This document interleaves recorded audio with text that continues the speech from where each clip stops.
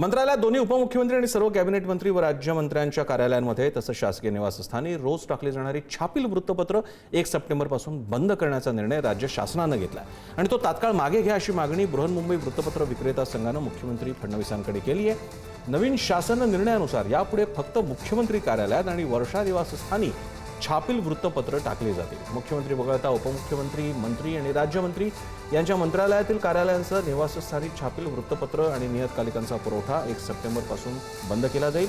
त्यांनी यापुढे वृत्तपत्र ऑनलाईन वाचणं अपेक्षित आहे। उपमुख्यमंत्री, मंत्री आणि राज्यमंत्र्यांनी यापुढे वृत्तपत्रांचे मासिक पाक्षिकांचे डिजिटल सबस्क्रिप्शन घ्यावं आणि त्यासाठीच्या बिलांचा खर्च संबंधित विभागांनी त्यांच्या कार्यालयीन खर्च या लेखा शीर्षाखाली उपलब्ध निधीतून भागवायचा आहे। सामान्य प्रशासन विभाग फक्त मुख्यमंत्र्यांच्या घरी आणि कार्यालयात टाकण्यात येणाऱ्या छापील वृत्तपत्रांची बिलं देईल असं समजतं। पंकज दळवी आपले प्रतिनिधी आपल्या सोबत आहेत।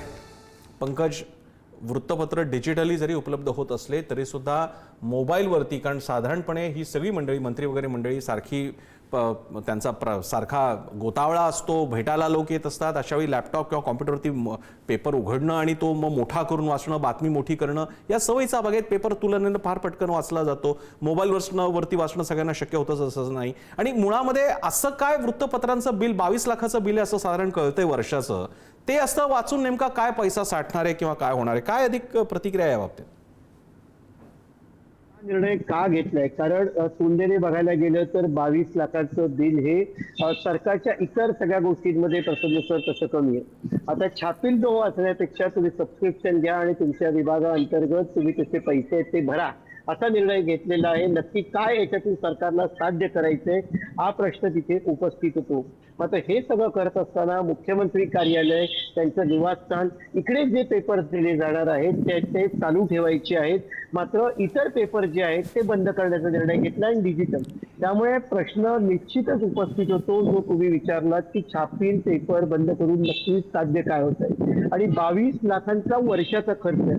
22 लाखाचा दिवसाचा नाहीये, 15 दिवसाचा नाहीये, महिन्याचा नाहीये, 6 महिन्याचा, वर्षाचा खर्च आहे।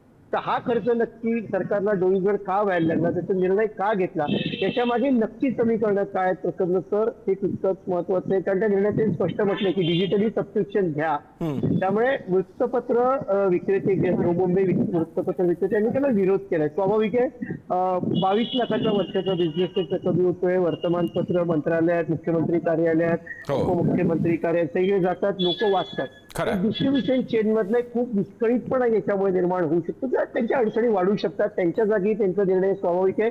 आता तुम्ही जो एक प्रश्न विचारलात की 22 लाख वर्षाचे निर्णय कपात करणं यांनी काय मोठं साध्य होणार आहे, हाच प्रश्न आहे। कारण आपण बघितलं करोडो रुपये खर्च होतात। आता मुंबई महानगरपालिकेचं उदाहरण जर का आपण बघितलं तर स्कॉर्पिओ गाड्या ज्या आहेत त्याऐवजी नवीन अपग्रेडेड महागड्या गाड्या ज्या आहेत इनोव्हा क्रिस्टा त्या दिल्या जाण्याची जी आहे चर्चा सुरू आहे। असं असताना पेपराचं बजेट अगदी छोटंसं बजेट आहे, आपण म्हणू शकतो 22 लाख रुपयाचं वर्षाचं। खऱ्या पंकज, अपेक्षा आहे या बाबतीत पुन्हा विचार केला जाईल। 22 लाख रुपये ही काही फार मोठी रक्कम नाहीये। अजूनही छापील वृत्तपत्र वाचली जातात आणि ती जास्त सोपी सुद्धा आहेत। आपल्या आताच्या मंत्रिमंडळ आणि आमदारांच्या वयाचा तुम्ही टप्पा बघितला, कामाचा व्याप पाहिला तर कॉम्प्युटरवरती वाचण्यापेक्षा त्यांना प्रत्यक्ष वृत्तपत्र वाचणं कधीही श्रेयस्कर ठरेल। त्यामुळे आणि ही काही फार मोठी रक्कम नाहीये प्रचंड आतापर्यंतचे खर्च पाहता। म्हणजे आज बातमी आली की खानपानावरती काही कोटी रुपये खर्च होतात, चहापानावरती जेवढा खर्च होतो विधिमंडळाच्या काळात तेवढ्यापेक्षा तर कमीच बिल आहे। पण असो, बघूयात आपण काय निर्णय होतोय। धन्यवाद तुम्ही दिलेल्या माहितीबद्दल।